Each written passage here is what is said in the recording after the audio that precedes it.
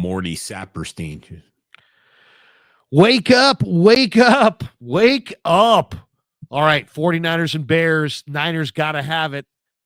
Damon in the house, Larry here, Sam's Chowder House, bringing you Wake Up on a Friday. Wake the up right now.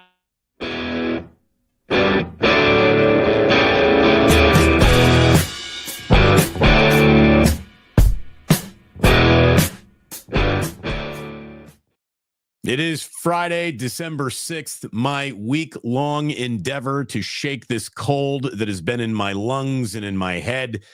I have failed in that regard. It is now time for the 49ers to answer the bell that I could not this week. I've been under the weather. The 49ers have certainly been way under the radar. Can either of us resurface by Sunday? It is great to have you here again. Thanks to Sam's for sponsoring us here on Wake Up.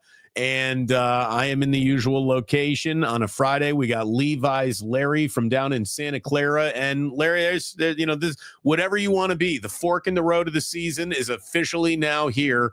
If the 49ers win, their playoff chances go from not very good to still not very good. And if they lose, they go from not very good to let's not talk about it anymore. That's basically what this means. It is the tread water, just stay in the conversation until Christmas game, and they got to have it. What'd you say? John Lynch on KNBR this morning saying you cannot get your ass kicked twice and not start, looking at your own reflection in the mirror to figure out who you are. Let's find out what kind of pride the 49ers have with the Chicago Bears coming to town in a game that is hard to handicap. We don't know really what the 49ers are bringing into this game, and we don't know what the Bears are going to look like with all the moving pieces and now an interim head coach guiding their way. Well, it's funny. John Lynch was on the radio today, and he told a story about his dad.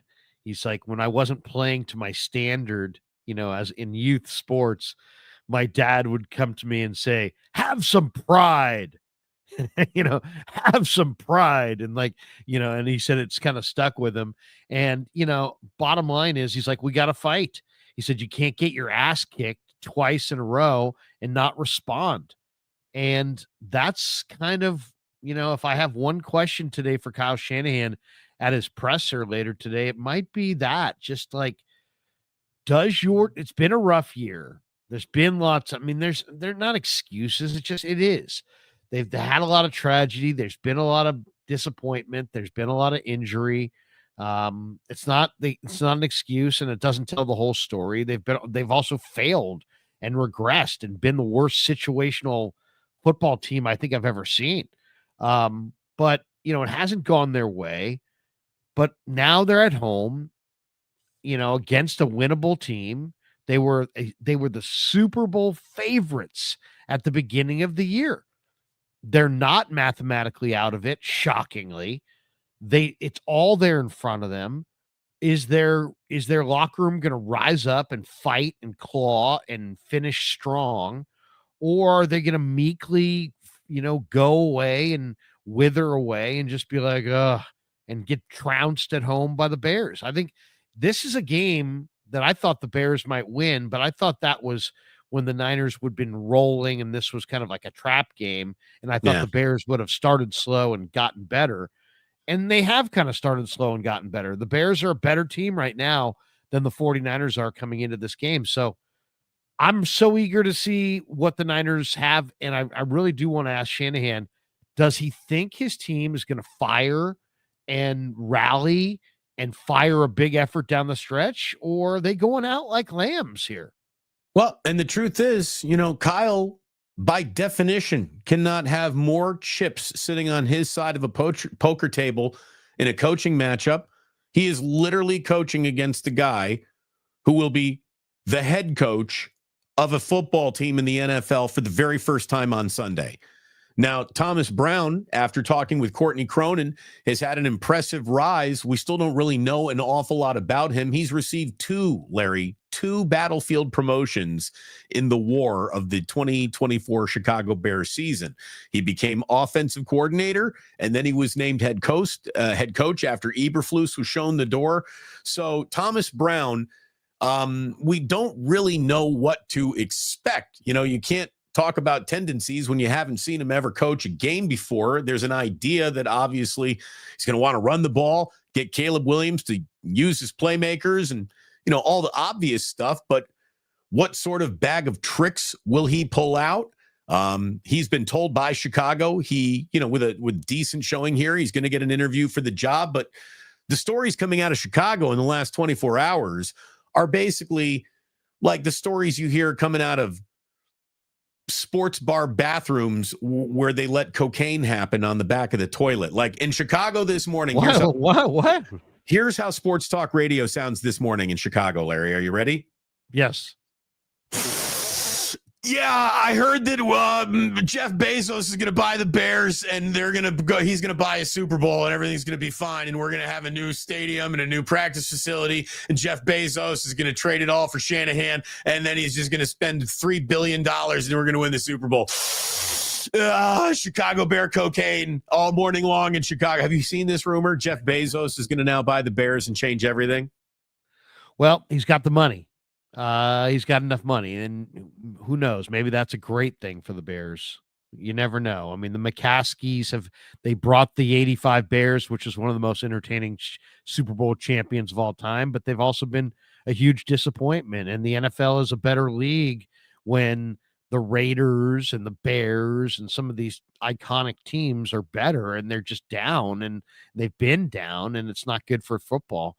But as far as Brown, this guy, what a mercurial rise to the top. The guy goes from the quarterback coach to the offensive coordinator when Waldron gets fired.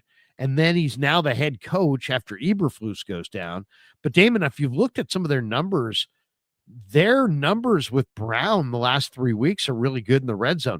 Chicago is third in red zone touchdown percentage, scoring touchdowns on 66.6% of their red zone trips over the last 3 weeks with Brown as the offensive coordinator.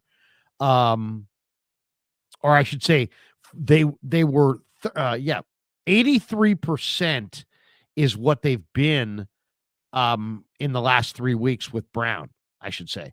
They were 66%. They're 66% for the year, but they're 83% the last 3 weeks. The Niners are 27th in the NFL in red zone touchdown percentage at 48.8%. They've been better over the last 3 weeks as well, but it's only 57%.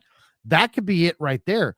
The red zone, the 49ers have been awful at situational football. And it's not like, oh, it's a Sorensen thing. They've been bad at situational football on the offensive side of the ball as well. They're just bad at situational football. And it's like, I asked this question yesterday to Nick Sorensen, Damon, and I want you to hear his response, because it's like, instead of answering the question, he like basically said there were all these other areas in addition to the red zone that also stand out. So listen to this. Tell me what you think of this. This is, to me, one of the sound bites of the week. Here's Nick Sorensen yesterday here in Santa Clara. At the presser, and I'm just teeing it up. Not taking the ball away. Same as third down. Hold on. Hold on, Nick. Don't jump the gun on me, Nick. All right, here we go. The red zone is just 9 for 9 the last 2 weeks. 100%. It can't get worse. It's a crisis situation. What is there a solution? Is there an answer? We're looking at everything. I mean, there's, whatever it needs to be done, we're trying. We got to same thing, same as the run. We got to same as not taking the ball away, same as third down. These like situational parts of our defense have to get better. It doesn't matter who's in there. We got to coach it better. We got to execute better. So look at every aspect of it, evaluate everything, looking at ourselves even more throughout what we've done. Is there things we need to change? Do we just need to tighten up what we're doing? So we're just evaluating. And then it's also your opponent. Does that apply to who you're playing? So it's not good. It's not good enough. We have to get it better. The red zone is just. Yeah, so there you go, Damon. What did you think? What do you think of that answer? I mean, he then kind of goes into a bunch of different areas there. Look, I think there's no reason to even send Nick Sorensen to a podium. The man hasn't said anything of any consequence into a microphone all year long. I've been listening to your questions, even in good times, even when Nick Sorensen's got a layup, he misses the bunny when it comes to just talking at the podium. He's not a podium guy. And it wouldn't matter what kind of guy he was at the podium if he could get off the field on third down. Third down is where this entire season is pretty much evaporated for the 49ers. They can't stay on the field with third down conversions. They can't get off the field with getting a team off on third down. It's been a problem all year long. And he can, give the lip service of, we're looking at everything. Everyone's accountable. Okay, well, we know that.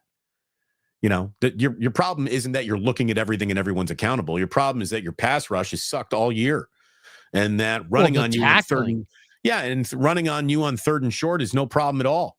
There's not a lot of good tackling on the other side of the ball. There's not guys just closing down gaps and shutting down running lanes and jumping into holes. And it's not what it used to be. And I think it's a combination of no Dre Greenlaw, who's a heat-seeking missile of I'm here to shut this shit down. And Fred Warner's had a broken ankle that we only found out about a week ago. And Nick Bosa is, when he's out there, he's a pressure machine, but those pressures haven't become actual sacks. And there's nothing.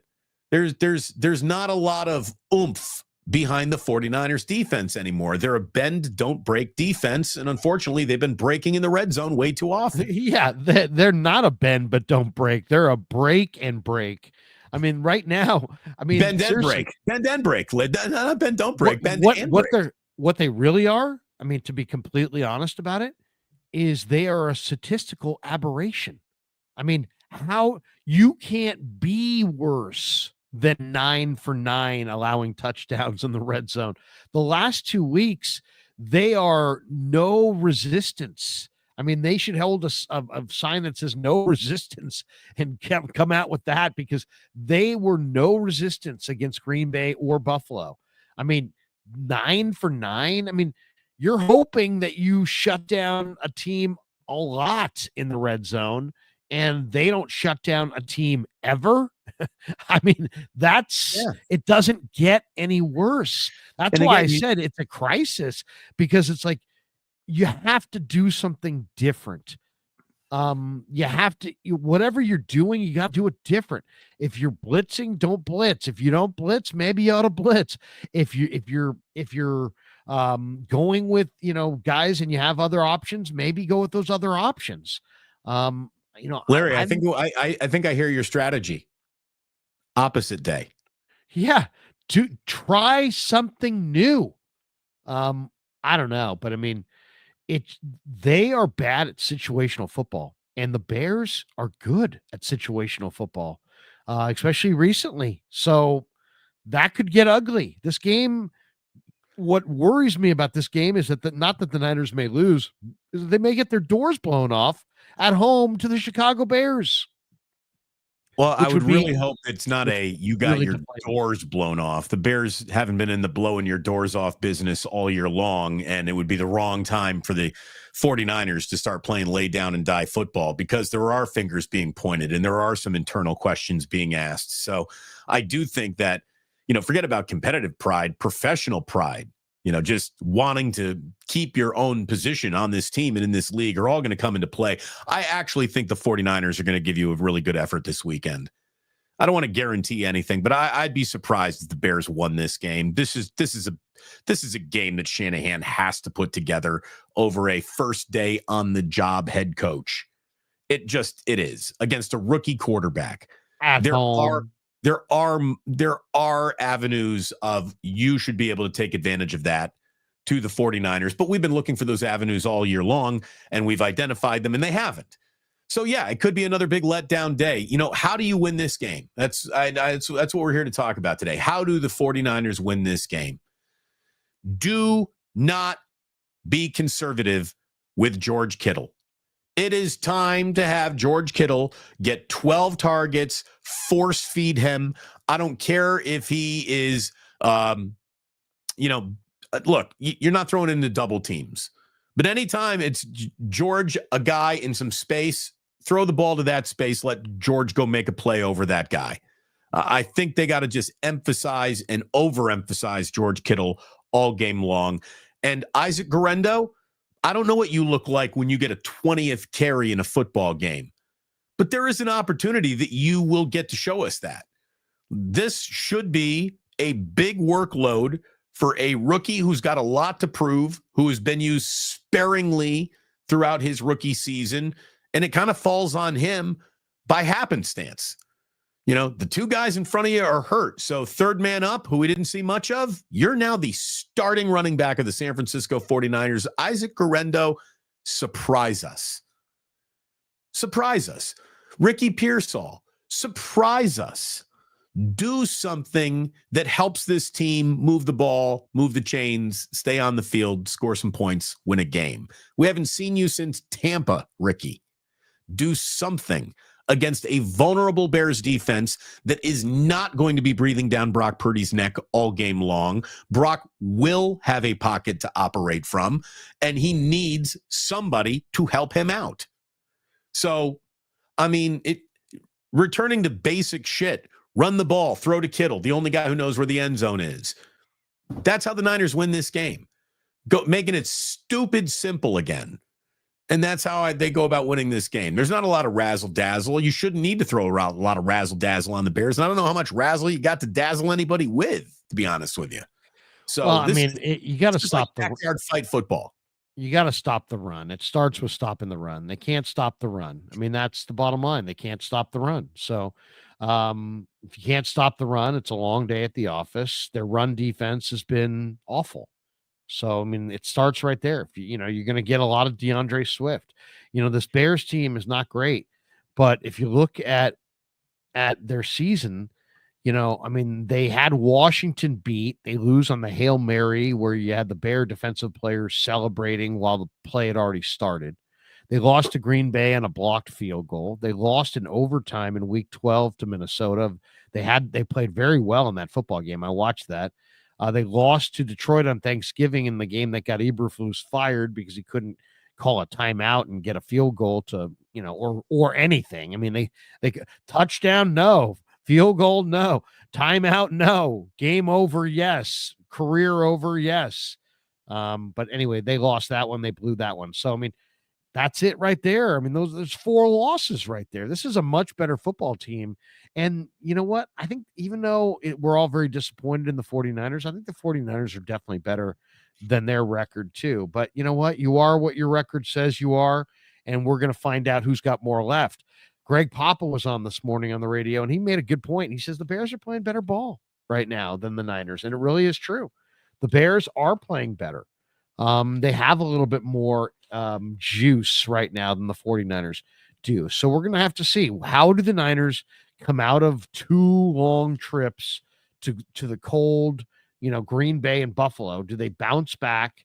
And, is it a big bounce back performance, or do they kind of drift away? This is a really interesting Bears team, Damon, from the standpoint of Caleb has been sacked 49 times. A lot of those are on him. I mean, I know his offensive line's not great, but a lot of it's on him. He's just processing slow. Yep. But then he has not turned it over. The Bears only have 9 turnovers on the year. So, it's now or never for the Niners. They've got 2 games in 5 days. We're going to find out in that 5-day window if they're going to make a run or if they're going to fade away. What's your best guess? I think they fade. I do. I mean, not because they didn't want it, not because they didn't try, but sometimes you are what you are. And just what I've been watching is just not the version of the 49ers that reinvesting faith and hope in and just waiting for them. Like, yeah, one day they're going to turn around. They're going to come out of that bye week. And this season, as it goes forward, won't feel like the season that we're leaving in the rearview mirror. It all seems to be similar. There has not been a true break in style or like tempo of this team.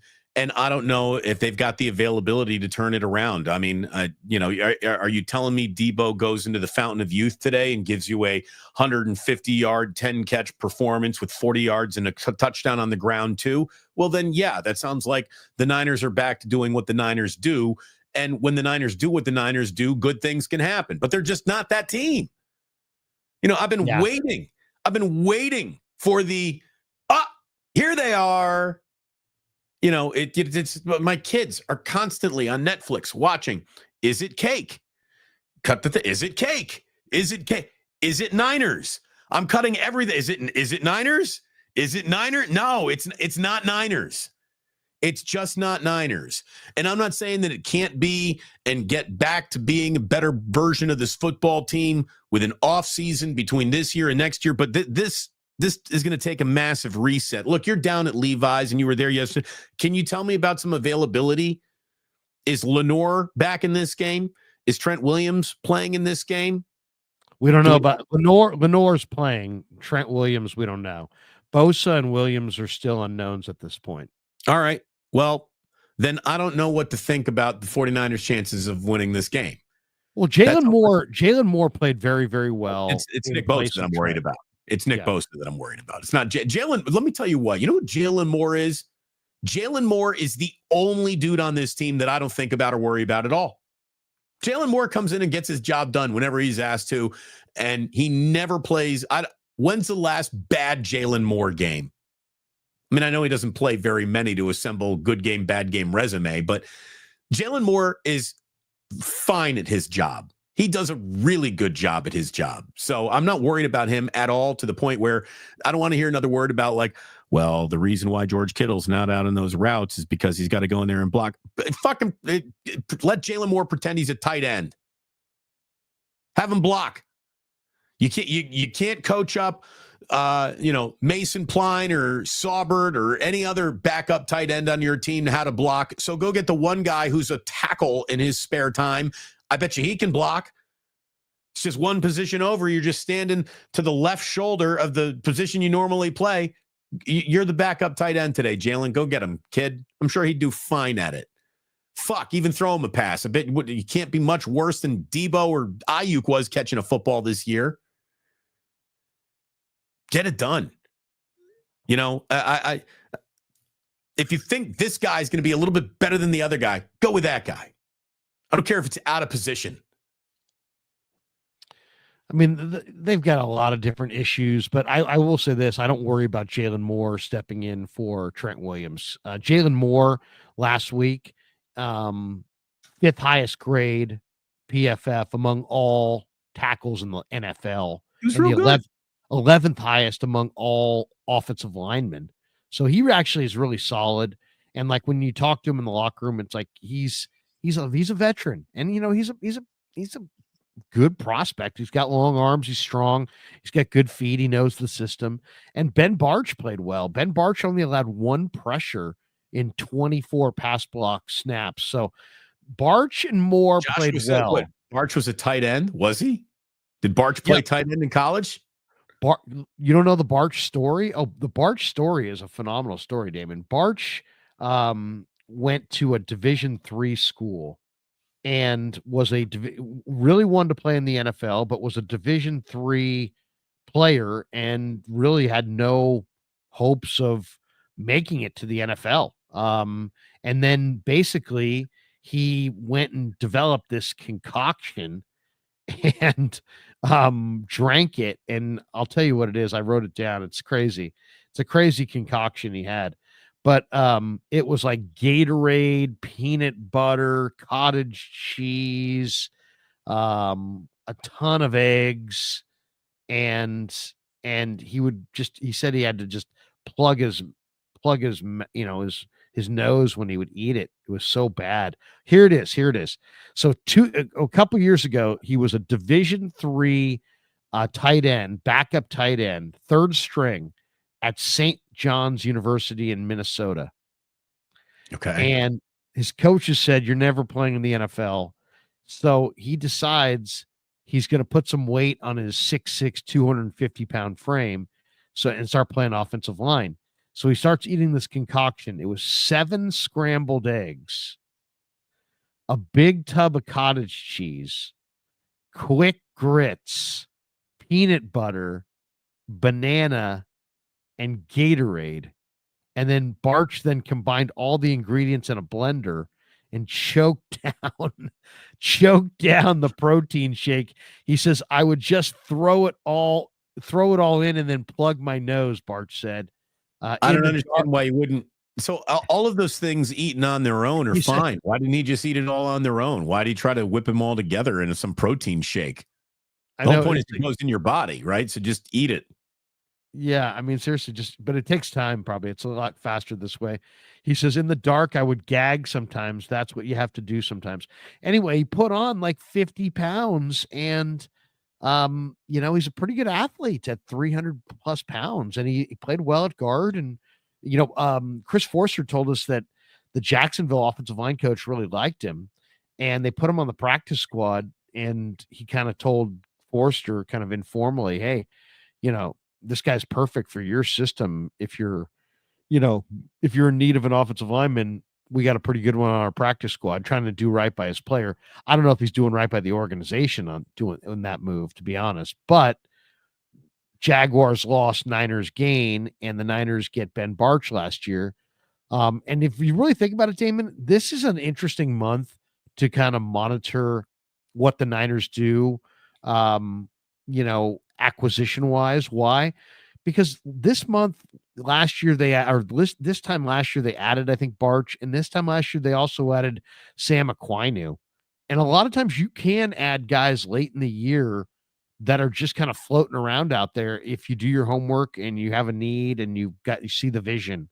So and it can sometimes set you up for, where would the Niners be without Aquinu this year? Aquinu served a huge role in their defensive front. He's played a lot of snaps. Well, and I know that a couple weeks ago you were getting us excited for Evan Anderson, and unfortunately we really haven't heard his name since he started. Yeah, I know, but he's not being felt on a football field. No, you're wrong.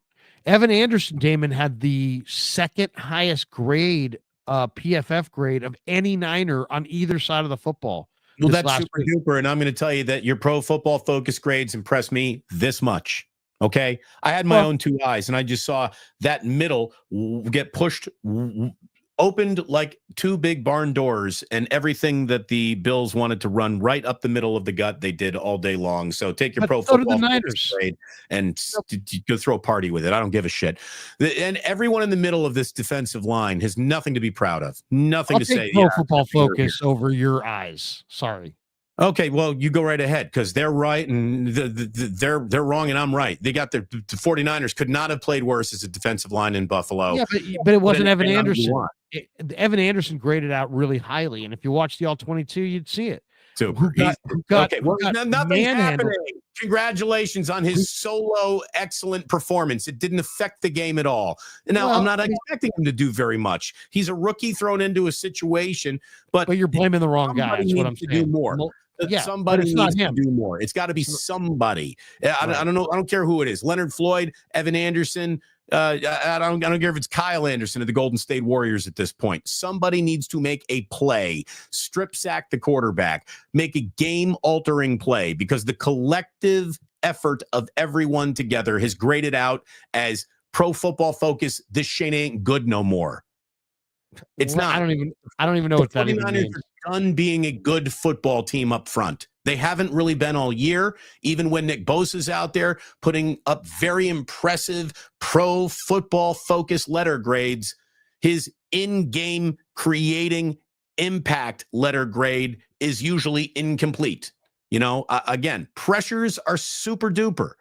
This team needs to get home. It needs a play to end. It doesn't need a pressure on third down. It needs a sack on third down. So, okay, so if we said, who are the 49ers' best players on offense this year in order, wouldn't we say pretty much, this would be my order. George Kittle, number 1. Juwan Jennings, number 2. Trent Williams still playing at a super high level, number 3. Dom Pooney has been an incredible find for them. He would be number 4. Brock Purdy has been not great, but his running and his playmaking make him the 5th most valuable offensive player. Then I would probably say Jordan Mason. Then after that, it's kind of a lot of disappointing guys. Those to me, those are the positives. The negatives are guys like Juszczyk and Brendel and Banks and McKivitz and Debo. Those guys have been disappointing. Would you pretty much agree? Yeah, I mean, I would put Brock Purdy on the top of my offensive disappointment list, and the fact that Brock Purdy, you'd put him at the most disappointing. Debo? Oh, I think you said Brock Purdy. No, Debo. I mean, Juszczyk's been bad to me this year. Brendel's the lowest rated center, so I would have those guys lower than Debo. And Banks to me is backslid a little bit, even though I like Banks a lot personally. I wish they would re-sign him, but he's had some rough games on film. McKivitz has had some ups and downs. I would put Debo right around the middle, but probably above those guys because he has made some big plays. My point is just that you just rip PFF, but PFF ranked the Niners offense by grade, and that's the order they had them in. Kittle 1, Jennings 2, Trent 3, Pooney 4, Purdy 5, Mason 6, Debo 7, and then McKivitz 8, Banks 9, Brendel 10, and Juszczyk 11. So, I mean, we can say they don't know jack, but they literally ranked the Niners offensive players exactly pretty much how we would. So I mean that they're not. I think Football Focus can give you like an overall arching, but just one particular game. Oh, Evan Anderson was the highest graded 49er. Oh, well, great. So he got the only D+ on a night where everyone flunked. Who gives a shit? I mean, here you're expressing your discontent, but I'm telling you, if you go watch the film, what you're going to find is that Malik Collins got moved. Jordan Elliott got moved. Everyone, all of them did. Devondre Campbell. But it wasn't even that. The Niners ran at will in this game. everybody ran at will because there was no lateral agility. This is not the game to like point to and learn anything about anything. I mean, I talked to 4 different guys who were like, you know what? That snow out there, it was like we had to constantly clap our cleats down. Otherwise, you're just sliding around. So that isn't the game. I'm not going to get super people came out of that game going, Jair Brown can't play. Relax. Okay. Yeah. He took a terrible angle. James Cook had a great jump cut. Jair jumped inside. Cook jumped outside. He took it to the house. House call 65 yards. Looked bad. But Jair Brown is not a bum. It's like he's a young safety who needs to get better. He's probably better against the run than the pass, but he's not a bum. But right. I mean, right now, there's a lot of people like, he can't play. He sucks. Everything's instant. It's like, it was a rough surface in Buffalo. Nobody stopped the run. Buffalo didn't stop the Niner run, and the Niners didn't stop Buffalo's run. But Evan Anderson, actually, if you looked at it, you'll go watch, you'll find he made some plays. Everybody saw him slip down, but he actually was the guy making plays. But Collins, Elliott, Campbell, almost all of the middle of the field defenders were getting, waltzed out of the way. It was the most pathetic 2 weeks in a row, the most pathetic tackling I have seen. It's embarrassing. They need to step up. This game's got to be a whole lot different. The Bears are coming at you in this game with DeAndre Swift and receivers that can run routes. DJ Moore is a pro. Keenan Allen is a pro. Cole Kmet is solid. Caleb can run. So, yeah, Caleb's looked bad at times, but if you think this game's going to be a cakewalk on Sunday, think again, Niner fans. This is going to be a massive challenge. And you know what they say? It's like the hardest one to get's the first one. The Niners are doubting themselves right now. If they have a bad first half, they're going to fold up their tent against Chicago. So this first half against Chicago is absolutely essential for the rest of the year. If the Niners fire here, they may win Thursday against the Rams. They may be able to beat Miami, but the hardest win is going to be this one against the Bears. Well, and if you're, just the bellwether of how are the Bears operating, what is Cole Kmet doing? If Cole Kmet is having a big day against you, you're in for it.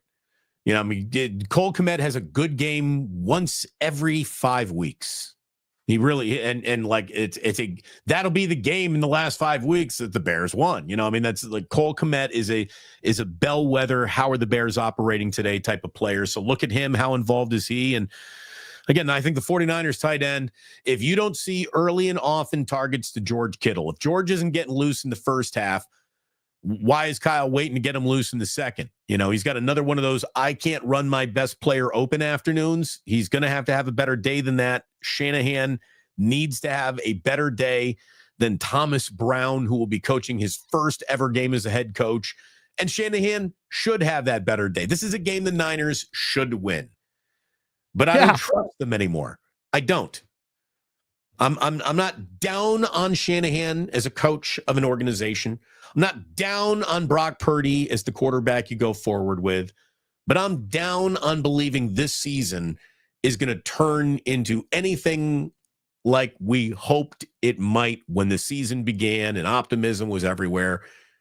They haven't had enough good football put in front of my eyes. Pro Football Focus grades need not apply.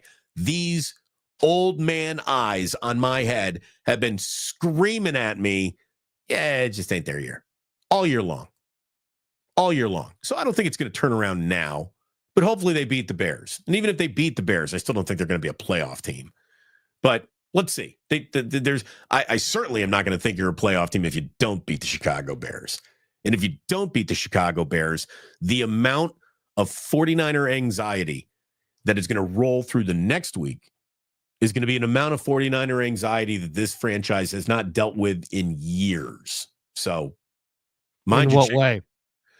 Oh, it's the hand wringing, the I don't believe in this team anymore. The total reevaluation. Move on from Brock. Move on from Shanahan. Move on from everyone.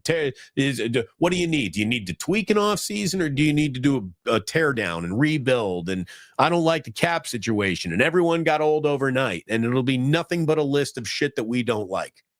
Well, some of it's going to be true. So and some of it will be true. Yes, some of it will be true. Sometimes you're just gonna have to live with it. I mean, it's nothing lasts forever. It's like it's a cyclical deal. Guys get old quick. Hold up, but I want to I guess I want to do a little reverse engineering here. But I'm like, even the Harbaugh thing, like Harbaugh checked out right there, but like he had surfed a wave and the wave had crashed down. And now they were gonna have to rebuild up that wave. And it's like Shanahan has surfed this wave. And now this wave has crashed down. Now there's bills to pay and guys want to get paid and older players and, and they've been very loyal to their guys, but maybe too loyal, right? Because a lot of those deals in retrospect were not good deals. So now there's going to be some pain. They're going to have to kind of do what the Rams did. You're going to have to cleanse your roster. Like this was a year where, the anxiety, the concern, the unhappy fan had every right to bubble up to the surface and join the conversation of things I don't like. But there are people who were talking just like they are this year about the 49ers last year. So that should make you deeply focus on who you're getting your information from. Because again, if this year sounds like last year, knowing what you know about last year, isn't that ridiculous? How great last year. Wouldn't you trade everything you've seen for this year? Why? Who's making this year sound like last year? Oh, no, I'm just saying during a Super Bowl run, I heard everything was going wrong and everything needed to be torn down and Kyle had to go and Brock's not the guy during a Super Bowl run. So to hear it from the same people now, it's like, well, it's useless. You didn't even know it was good when it was good. So how good can you be at identifying when it's bad? You thought it was bad last year, and last year was the Super Bowl. Yeah, there's an awful lot of. You can't be a weatherman if you don't know when the sun is shining. And there's an awful lot of people on the Niners all last year, and there are people just saying it's raining, it's raining, it's raining, it's raining, it's raining, it's raining. No, this is the year it's been raining. This is the year where it's been raining. So I hope you enjoyed last year. A lot of people went through that miserable too. People don't even know what they're looking at because they're studying Pro Football Focus grades. I don't know. Pro Football Focus knows more about it than you. I would say, and they watch it closer than you. They watch it a whole lot closer than you. I mean, to rip Pro Football Focus, I mean, come on. That's said you would check this week. Who gives a shit what I think about Pro Football Focus? Don't let it bother you, Larry. I'm telling you, it is because I'm Pro citing the Focus source, and you're trying to say that it's not a good source. Interesting. And you don't have any source. You know, I mean, come on. My source is seriously. me, Damon Bruce. I've been covering the Niners for 20 years. This is a credible fucking source, Larry. Covering it how? From where? I've been here. I'm here. I don't see you. Where are you? Yeah, you're not here. I'm not there today. You're not here. Wait a second. You're not here ever, dude. Don't tell me you're not here today. When was the last time you were here? Training camp. I do not come down. That was July. That was July. It's December. I don't ask questions that are just. I'm not going to even get an answer. You don't cover it. You're covering it from your basement. You're not covering it. Covering something means you're here. You're an observer, but you're not covering it. I mean, come on, you clearly know the difference. Come on, let's be adults about this. My 20 you're years, not covering it. My 20 years of covering the 49ers is spoken for, Larry.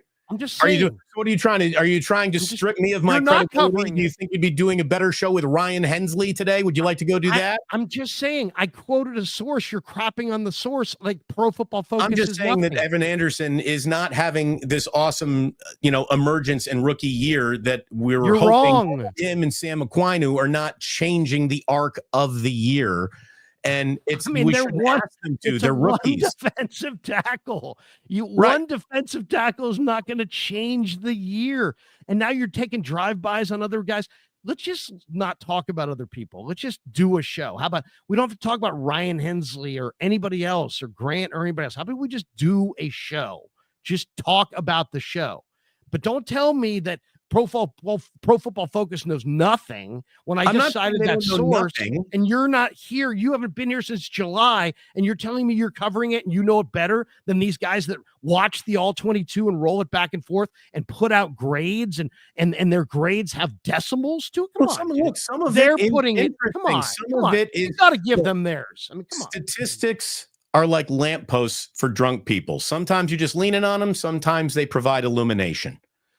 And sometimes Pro Football Focus grades help tell the story. Sometimes I think they prove that what you saw with your own two eyes doesn't exactly measure up with their grading system. I'm not here to rip Pro Football Focus. You already did. You look at it this way. It seems like you just already did. I just think that's interesting. The only people, I mean, somebody could argue I'm biased, right? Because I'm a Niner fan. Somebody could argue you're biased. You're a Bears fan, whatever. Nobody really thinks that Pro Football Focus is biased. I'm just quoting their stats, and their stats are interesting. I'm not saying that everyone is foolproof, but to just crap on it and be like, that doesn't mean shit is just wrong and talk. I mean, that's talking out your ass, right? I mean, there's nothing about that. There's no credibility in it's a bunch of shit. I mean, come on, let's be a little bit better than that. That you don't even believe that. You're just in the bad mood today. I'm in a bad mood all week. I'm sick. And okay, well, just admit. I'm just saying, dude. Come on, don't crap on Pro Football Focus. They didn't deserve that. All right. And Jeff Deeney, and there's a lot of good people there, dude. I mean, you know that. Jan Snow says Kyle needs to learn how to play jazz out there. He's trying to set up combos, but is missing some buttons on the controller. Sometimes you have to button mash. Man. See, football is not jazz. Jazz football looks like Jameis Winston football. Jameis is playing jazz. And sometimes, you get, Blue Note by Miles Davis. And other times it's a pick six going the other way. So jazz and football really don't mix the way that jazz and basketball mix. It's got to be very coordinated. Kyle has not had a great year. My big complaint is like in this last game, George Kittle is one of your best players, and the rest of your weapons have kind of fallen by the wayside. You don't have CMC anymore. You don't have Debo anymore.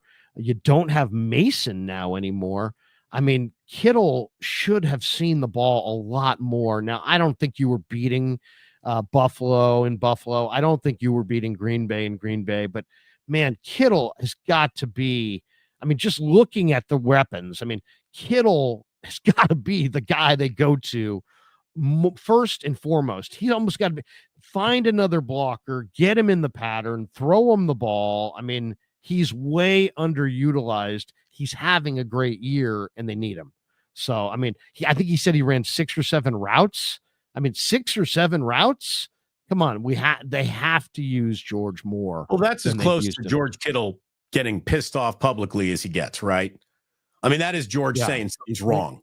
He's not going to complain. I mean, he's not a complaint. He's a team guy to the end.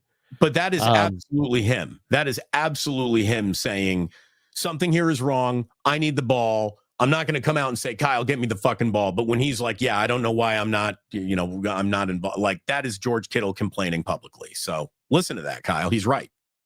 Seriously. And I don't know who else to get the ball to, but I would say if, either Ricky Pearsall needs to start producing, or all of a sudden that pick's going to look really, really bad, because he has been playing and yet he has not been actually producing. And some people say that he can't do it. Other people say, well, no, it just hasn't happened. Well, that's fine. But every game that goes by and he doesn't produce, it's like it hasn't happened thing is weaker and weaker. And it just is it's a flimsy excuse for a game or two. Okay. He's been through a lot, but he's got to start contributing in a real way. What I don't want to see this week is for Kyle to just fall back into the bad habit of Debo's my backup running back. I don't want to see. Pardon me. He loves Debo. I don't want to see Debo get 5 backfield touches before we see whatever's supposed to happen behind Garendo, because we know that those 5 Debo touches or end arounds or whatever he's going to get probably aren't going to produce 20 yards of rushing. Really haven't all year. So, I would like to see Garendo really get a lion's share of carries. Let's see what this kid's got. You drafted him. You kind of have to play him now, so do it. Who's the guy they just signed off the street from the Jets? Izzy Abanaconda. Okay. Maybe they'll play him. Maybe they'll play Taylor. They like Taylor too. I'll say this for Garendo. He's got the weirdest career of all time. I mean, he was a high school wide receiver. He goes and plays college ball and starts once in his entire career, despite the fact that he's this incredible specimen who's super fast. And then in the bowl game, his one start, he had like 164 yards and 3 touchdowns. Okay, so then he comes to the Niners. You can see he's super raw. He runs up the back of his lineman. He doesn't read blocks or holes or anything. But he's also averaging over 6 yards a carry. He's had some explosive runs. And yet McCaffrey came back. They just totally went away from him. And I've been calling for him to get the ball. He seems like the kind of guy who's going to have this line. You're going to hand it to him 13 times. He's going to get 4 tackles for loss. He's going to fumble once. He's going to and lose it. He's going to fumble another one, but get it back. And he's going to have 3 carries that go for like 115 yards. You know what I mean? Where he had bust like 2 50-yard runs, and he has a fumble and like 4 tackles for loss. I mean, it's like, that's the kind of game he's going to have. He's not like 3 yards, 4 yards, 3 yards, 4 yards. He's like tackle for loss, 62-yard run. So if they can live with that, then they can live with that. I hope they put him out there enough time for him to break one, because that's what he is. He's a game breaker. We got Against 23 says, you guys are hilarious. You guys get me my fruit, my Wednesday and Friday. Keep up the great work, coming out of Visalia, California. Thank you, Visalia. Appreciate it. There we go. Central Valley. Alex Davis says, boys, calm down. The war is out there. Okay. Thank you, Alex Davis. Joseph Ernberg says, PFF gives good grades for players on shitty teams. That's true. Heck Dell says, should have taken Zach Ertz last year to pair with Kittle. I thought they had interest in him, but he, maybe he didn't want to play at home. I got to think the Niners, he's been a free agent a couple times and he's never found his way home. So usually there's some backstory there. Maybe he didn't want to be at home. The other question that came up this week that I thought was kind of an interesting one was what do you do to try to protect the quarterback?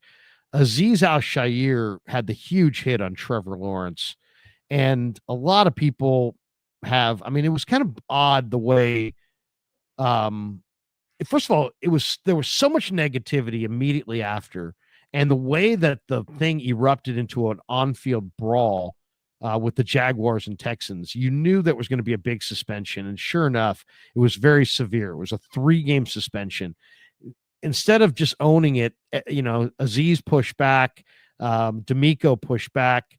Kyle, when asked about Azeez, said Azeez is a great guy, a great player. John Lynch today said he's a great player, a great guy, and that, he's a super physical player. He plays super physical, and that in John's mind, that the severity of the contact did lead to this, the big penalty, and the severity, I should say, the severity of the suspension was due to the reaction on field and off field in the next 24 to 48 hours. But John's thinking is that we're at a point now that we need to now start kind of pushing back on flopping in the NFL. And he thinks that because some quarterbacks run and then pretend they're going to slide and then keep running. And then John mentioned, hey, we just played Josh Allen. He's bigger than some of our defensive linemen, and he gets like these protections and can be super aggressive. And then we can't hit him high, low, or anything. John seems to think that they need to alter that rule about the slide. And Kyle said that the slide is not natural for quarterbacks. And some guys are just not good at it. What is your thought on that? What rule? When something goes wrong in football, I hate when the reaction is let's change rules. No, you got to change your coaching. You got to teach your quarterback to get into his giving himself up slide 2 strides before he's doing it. You've got to give yourself up earlier. If you're giving yourself up, you can't be trying to get every yard that you can get and be giving yourself up at the same time. It's, antithetic. It can't happen. So you got to start your slide earlier.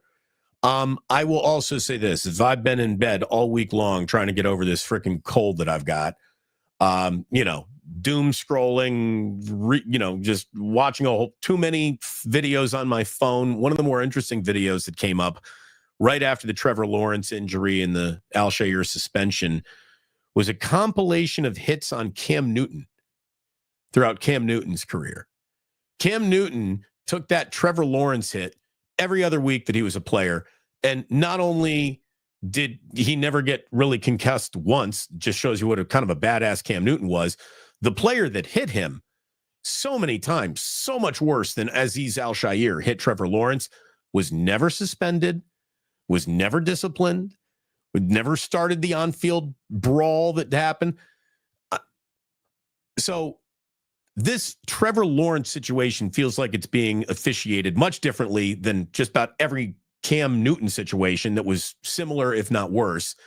And I do think that this is one gigantic overreaction, and guys get hurt in football, and defensive players are going to hit guys, and they can't pull up from their tackles and just stop everything, especially when guys are in midair.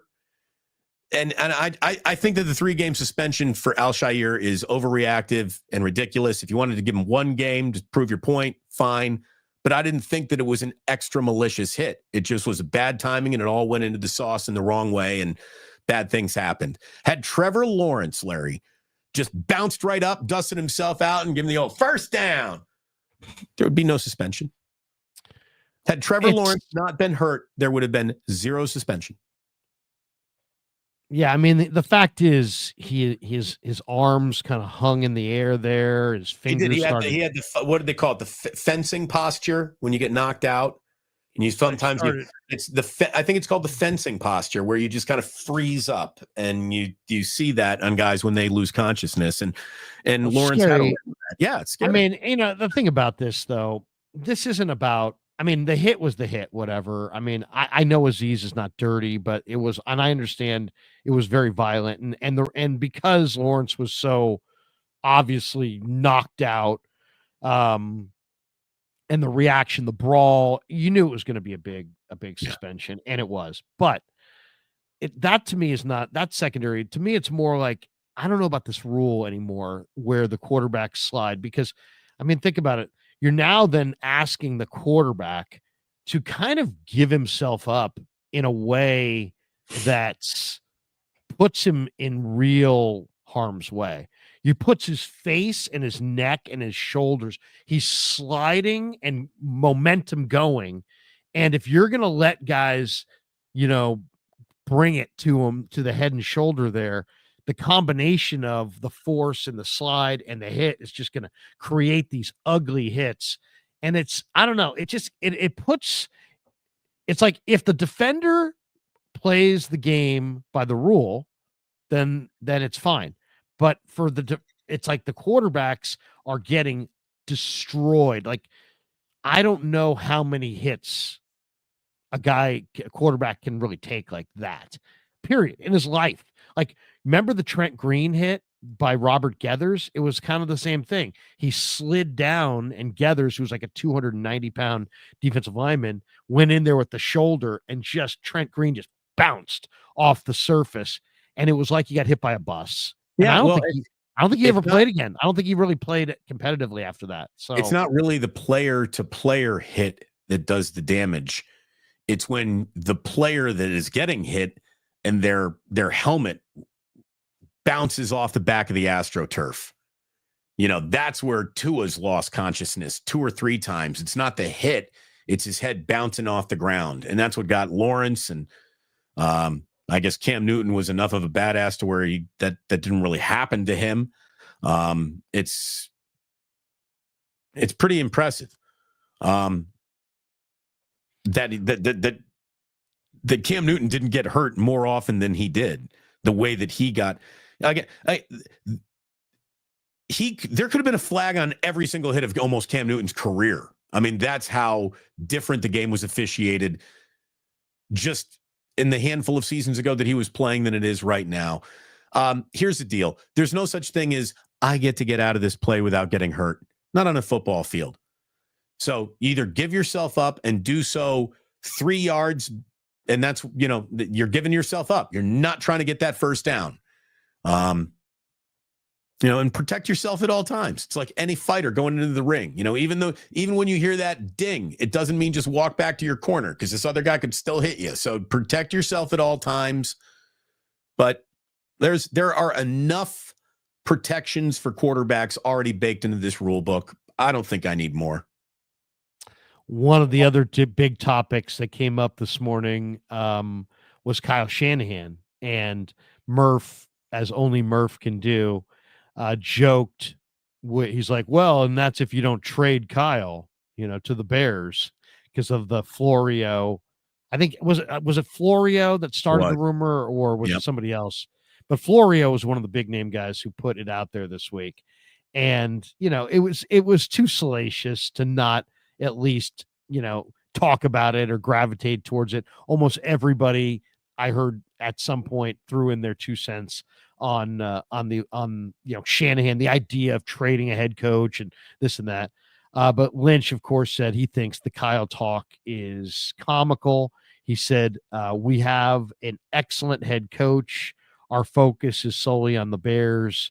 And obviously, what more do you expect him to say? But I also don't, it's like Dan Coachemilio, who I love. He's a great guy.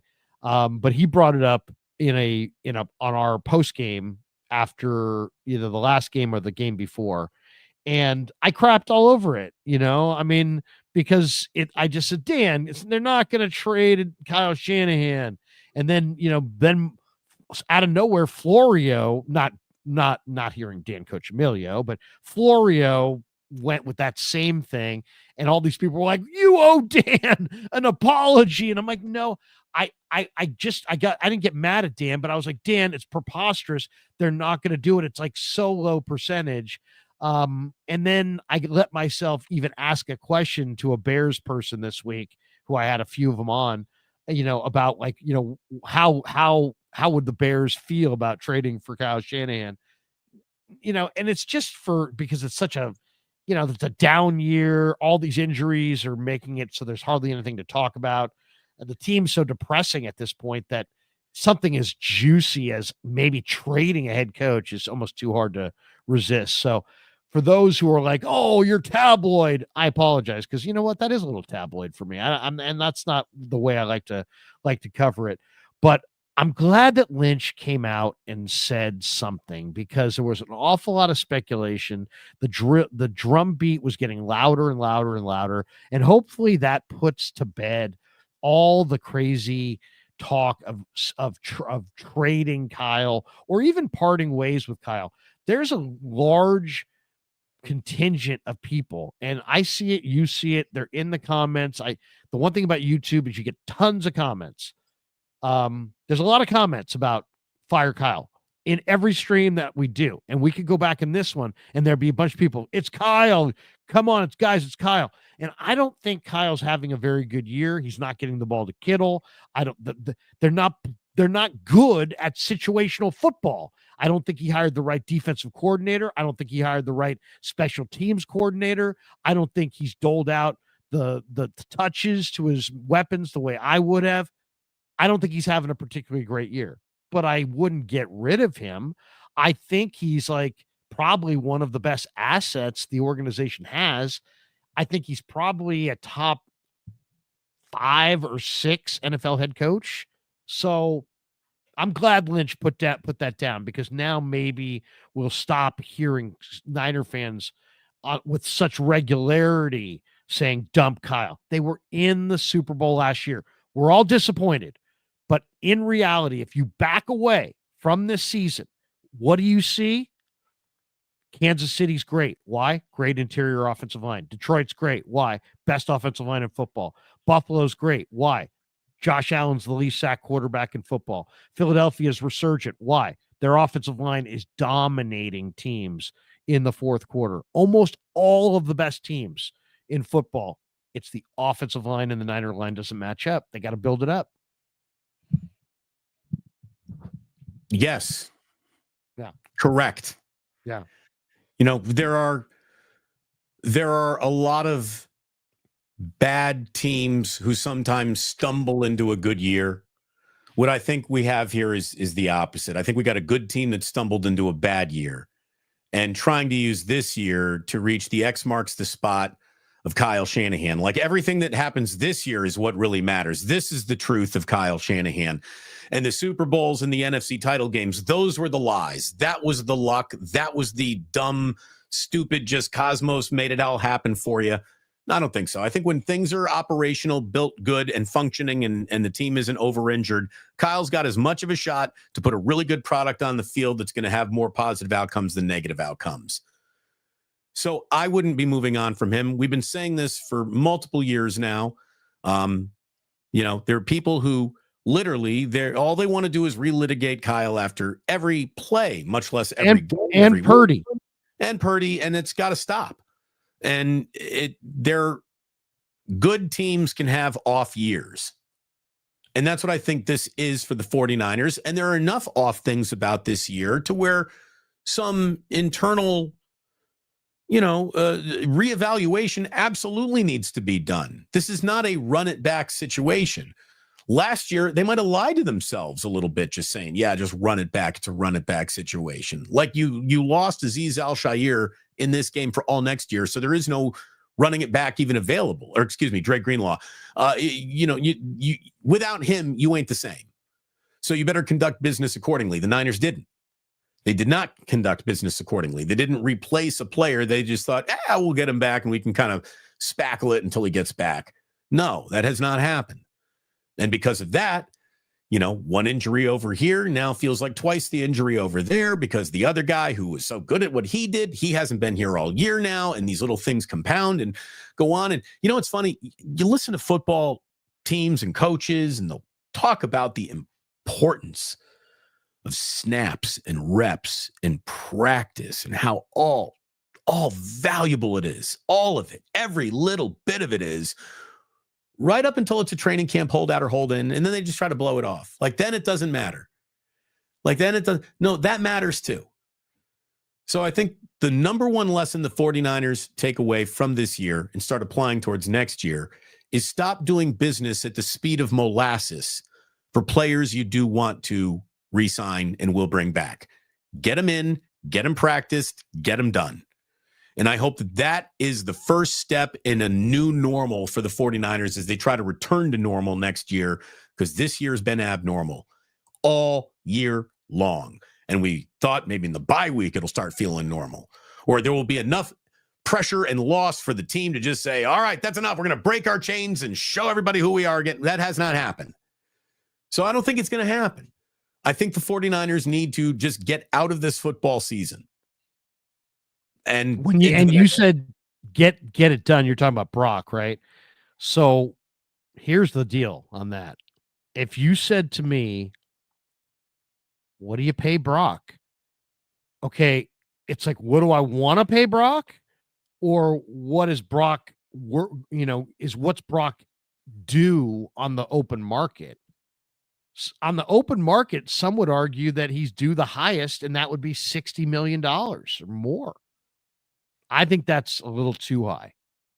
What is absolutely absolutely he's going to ask for is what Jalen Hurts got, which is $51 million a year, or what Tua Tagovailoa got from Miami, which is $53 million a year. I think he's going to be right there.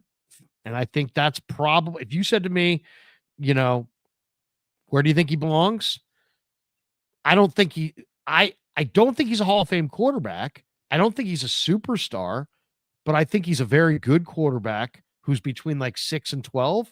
But a 6 and 12, I guess the way the NFL works, tell me if I'm wrong, but I guess you have to pay these guys an absurd amount of money.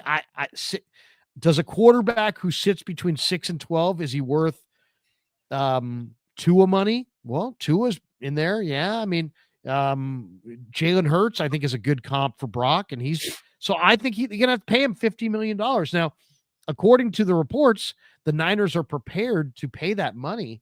And they're going to have to say goodbye, Damon, to a lot of people.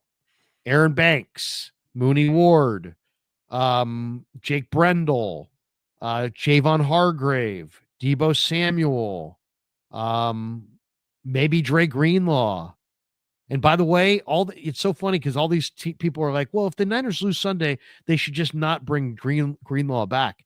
But see, there's a disconnect between, like, yeah, if Dre Greenlaw was like a Warrior or a San Francisco Giant and he had like a 5-year deal, yeah, you would be like, or if he were, if this were a different sport.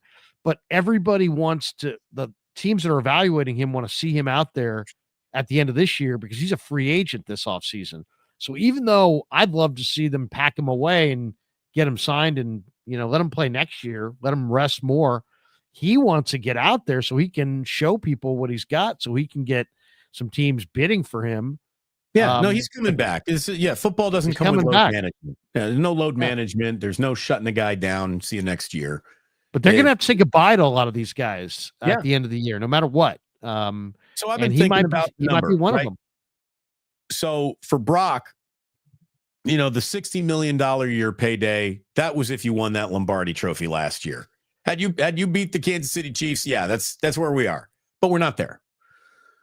Now, there comes a point here, Brock, where the amount of money we're paying you is going to start working against your chances to compete, because we're not going to be able to put the team around you that you've enjoyed so far in this year. And I don't think they're going to I don't think this is going to be that hard of a talk to have with Brock Purdy, who's a smart, reasonable, humble guy who I think, really does look at his team like, hey, if we can all succeed, that's really good than just one of two of us getting, So I think that there's a little bit of a Boy Scout in Brock, but there's also a businessman in Brock too. And here's the business that I think would make everybody happy. I mean, maybe the years aren't right, but how about $48 million a year over? Let's make it a 40. Let me do the math real quick. 48 times 4. So it's a 4-year extension, 48 million a year. It's 192 million. And the hook is what is making you lean forward here, Brock, because I know that the number isn't an annual average value, but here's the deal. 100% guaranteed. The whole thing. We'll give you 4 years, 48 million, 192 million guaranteed, Brock, because we know that you're not going to be caught in massage parlors. We know you're not going to be beating your wife. We know you're not going to get a DUI. We know you're not even going to cut a line in the mall so you can get a soda faster. Like, you're such a Boy Scout. We're not worried about you. So would nearly $200 million guaranteed dollars make you happy? You want to come play for the Niners and try to go win a Super Bowl? I bet you would. I like that. I like that idea. I like that idea because it does guarantee the player the money in a sport that's brutal. And I don't think the risk is the off-field stuff, and you're right. I don't think he's an off-field risk. And if you could save a few bucks that way, that might be a good anything that will save them overall, because they're trying to put together still the best team they possibly can around him. I mean, if I was him, I would look for the most money I could possibly get, but also have an offensive line, also have weapons, also have help. You're really young, Brock. Here's the deal, Brock. Here's the deal, buddy. This next extension is not the last you will ever sign. So you're going to want to look really good in this extension too. You're going to want to look really good over the next 4 years. And if over the next 4 years you then win a Super Bowl, well then, the sky becomes the limit. And you know that. And oh, by the way, 192 million guaranteed dollars is enough money to just make anybody in America sit up and go, yeah, okay, I'll do that. Mahomes got 10 years. You won the Super Bowl, Brock, 192 million. You tore both your knees, both your Achilles. You never played again. You got 192 million. How do you say no to that? Hey, by the way, you know where I came up with that, Larry? From my basement. I didn't even need to be in Santa Clara to come up with that. How about that?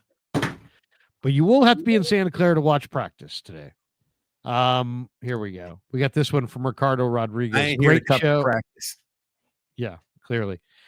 Great show. A lot of things happen at practice. Great show as always, fellas. Who's RB2 after Guerendo? Do you see Abanaconda contributing in these final games? Kid looks promising. No. It's Patrick Taylor, and I mean, here's the thing about this. Guerendo has never had any starts. He's never been the bell cow. So I mean, he's big and strong. So there's no doubt looking at Guerendo, you say, yeah, you could hand it to that guy 30 times. But he does run upright. He hasn't ever been used to that workload. He doesn't really have that kind of pace or anything. So I would say Guerendo's probably a 15 carry guy. And I think if you're going to beat a team like the Bears or win any of these games down the stretch, you're going to have to run the ball 25, 30 times a game. And that means that you've got 15 carries for somebody else. And maybe 10 of them go to Patrick Taylor and 5 of them go to Izzy Abanaconda. I will say this about Abanaconda. He ran 4.26, somewhere between 4.26 and 4.33, and at 217 pounds. He did score 20 touchdowns for the Pitt Panthers in the ACC. It's not like this guy, was Podunk State, San Jacinto Junior College, or, this guy did this in the ACC, 20 touchdowns, led all of FBS. So it's not like he's a nobody. He just went to a Jets team that had Breece Hall, that, he got caught up in kind of a numbers game, Braylon Allen. I mean, they're pretty good at running back. So I think the Niners scouts were right. Shanahan told us yesterday that the Niners scouts really liked him and thought he was the best guy available and wanted him. So we'll see. I asked him how long. I went in there yesterday, asked him how long does it take before you could, contribute in an offense. And he's like, well, the plays kind of translate from team to team. So as long as quickly as he can gather a few handful of plays, I think at the first couple of weeks, it'll probably just be a select package of plays. But he feels like within a week of practice, he could get out there and do his thing. So we'll see. He looked good in Hard Knocks on HBO, and as I said, he was pretty great at Pitt. We got this one, great show. Okay, yeah, we got that one. We've got this one as well. By the way, I don't think Abanaconda touches the ball. You won't even see him. I doubt he is involved at all. Kyle hates new guys. He fucking hates them. He hates the new guys he drafts. He hates the new guys. Somebody's going to have to. They only have so many guys. It's going to be Garendo and Debo. They'll be the guys who carry the ball, and then you'll get 12 scrambles out of Purdy. I get the feeling they really like Patrick Taylor. We'll see. Nathan McFadden says, "Who are your breakout players in a 49er win?" They just waived him a couple of weeks ago, right? They re-signed him to his practice squad. He cleared waivers. I don't think they're interested in Patrick Taylor at all. No, they like him a lot. Well, they didn't use him in a season where they were dying to figure out something else. They haven't used him, so John Lynch just talked him up. Kyle talks him up every time they get a chance. I mean, right? Do you know that's why I guess I don't go down, because talking up guys and then never playing them, it just doesn't compute with me. I'm not really interested in what anyone says. I'm interested in what they do. I'll be surprised if Abanaconda is more involved in this game than Patrick Taylor was involved in any game in this year. Notice he carried the ball once for the Niners. He had a carry in Tampa. I think that's it. So we'll see. Maybe I'm wrong. Maybe he touches the ball 20 times. I don't know, but I doubt it. You're having a rough week, dude. I'm not having a rough week. The Niners are having a rough week. Well, I am having a rough week, but I don't think I'm wrong. You're having a rough week. Okay, let's throw this one out. So so what? You're better off not. I mean, let's just not even go there. No, I just don't think that Abanaconda is going to get the ball very much this week. And maybe you're right.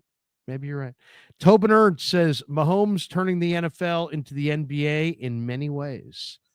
And this one, we didn't answer this one, but Nathan McFadden, who are your breakout players in a 49er win, offense and defense? George Kittle. It's got to be George Kittle. 3 touchdown day for George Kittle. Who else? I'll say probably the Niner running backs. And as I said, I think it's going to be a collection. I think it's going to be a little bit of Garendo, a little bit of Debo, a little bit of Taylor, maybe a little bit of Abanaconda. I think the Niners collectively, their running backs. The other guys I'm looking for in this thing is, the 49er offensive line last week, looked like they had a good week, but did they? And when I say that, I mean, like, everybody ran successfully last week. And when you watch the All-22, what you saw was that the Bills stayed in this 2-shell defense, and they just kept their 2 safeties down the field deep and just said, you're not going to throw the ball over our head. And they were so deep at times pre-snap that it just begged the Niners to run, and the Niners ran really effectively. But when you look at the numbers, that's kind of what Buffalo does this year. They're giving up 4.9 a carry, but they don't give up explosives, and they make you drive the ball, and they just figure, you'll make a mistake, you'll have a penalty, they'll get a turnover, and it worked. The Niners ran it effectively. They had hardly any explosive pass plays down the field, and Buffalo won the game. And they won decisively. Why? Because the Niners didn't handle it well. They fumbled 3 times.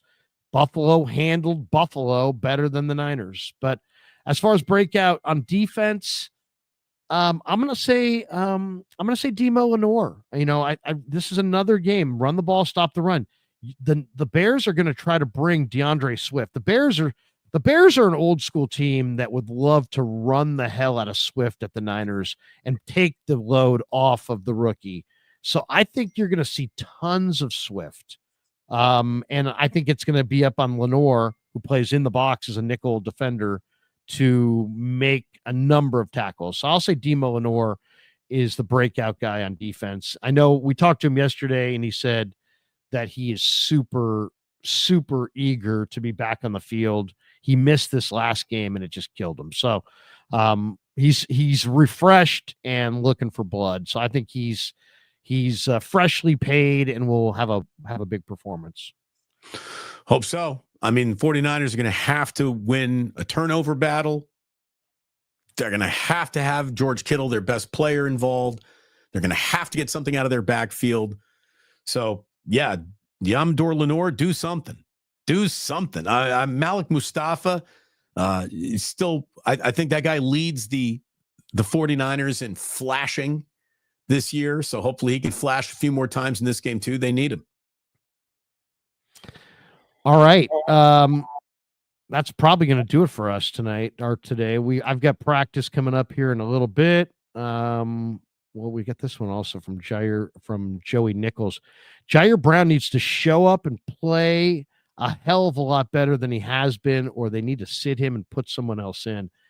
You know, one of the reasons I think that we're seeing Talanoa Hufanga out there on the practice field, and he was out there yesterday with a cast on a big club on his wrist, and he's going to have to play with the club, is because what this guy is, expressing here is that Jair is I don't want to say he's backslid, but I think he's a better run defender than he is a pass defender, and he takes some bad angles sometimes, and he's just had some bad plays.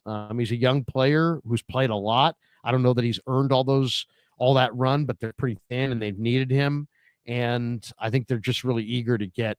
I think if it was up to them, they would start Mustafa and Hufanga, and Jair would be that third safety. But we'll see. We'll see what they do, because you're right. He has been disappointing. Not just the 65-yard house call to James Cook. That was just, he jumped inside, Cook jumped outside, and he was gone. That's it.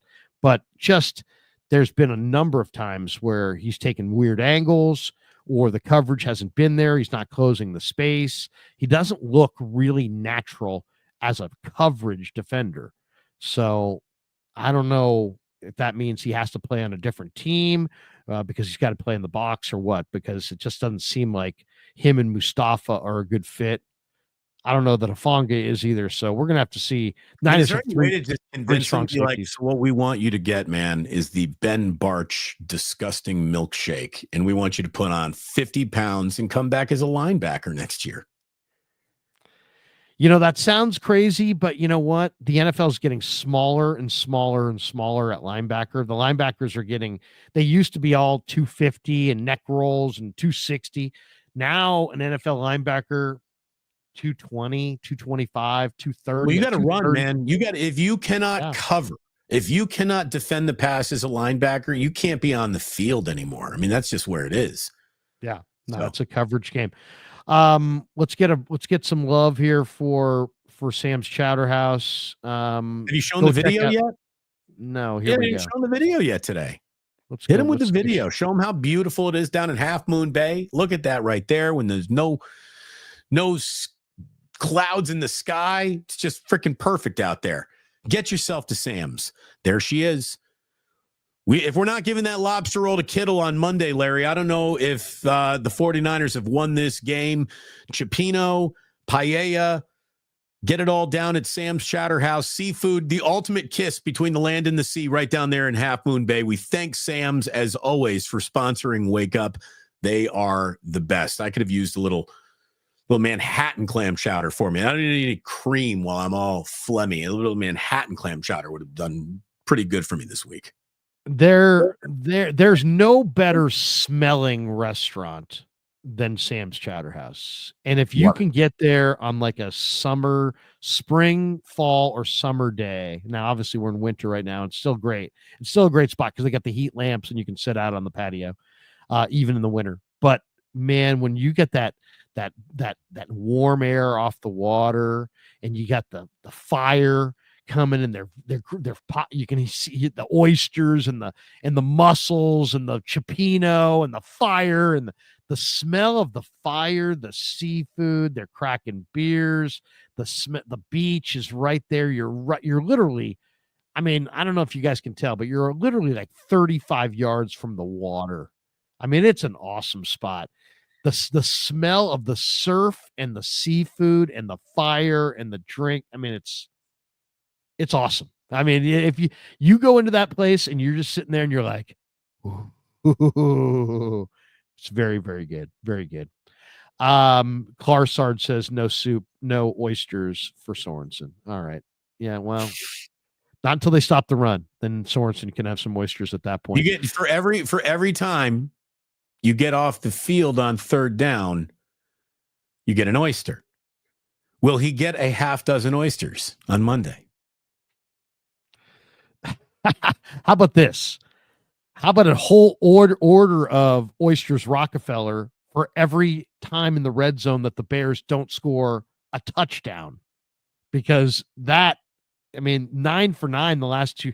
I mean, any stop at all, any field goal at all, any resistance at all would be an upgrade from what we've seen the last 2 weeks. Again, unless they had to get the snow off of his jersey. I don't even think did they pressure Josh Allen once last year? How about this? Lobster tails for sacks. Anyone who gets a sack gets a lobster tail. Not even a lobster roll. We'll get a lobster roll, lobster tail, the whole lobster. You maybe get the lobster boat. Would you like the lobster boat? Get to the quarterback. Get to Caleb Williams. He's still a rookie. Make him nervous. Make him uncomfortable. Go get him. Sack that guy. He's been sacked 49 times on the year. This is a guy who can be sacked. All right. Well, I'm an old football guy. So when I see a guy's been sacked 49 times, I think, you know what? That's a guy that can be sacked. I'm a little bit of a numerologist. You're the San Francisco 49ers. He's taking 49 sacks. Maybe we get Andrea, the astrologer, on the line. She'll tell you that it's all in the cosmos. There's the house of Bosa is rising in Mercury, and that's going to go ahead and help you put the pressure on. You just get it done. You 49ers, 49 sacks. I'm a numerology guy. Go get it done. Go Niners, go Niners. Come on, get a win. I'll drive you guys around town in my Miata. We'll celebrate. It'll be a fantastic night. We'll go down Union Street, Chestnut Street. We get a Marin. It'll be fun.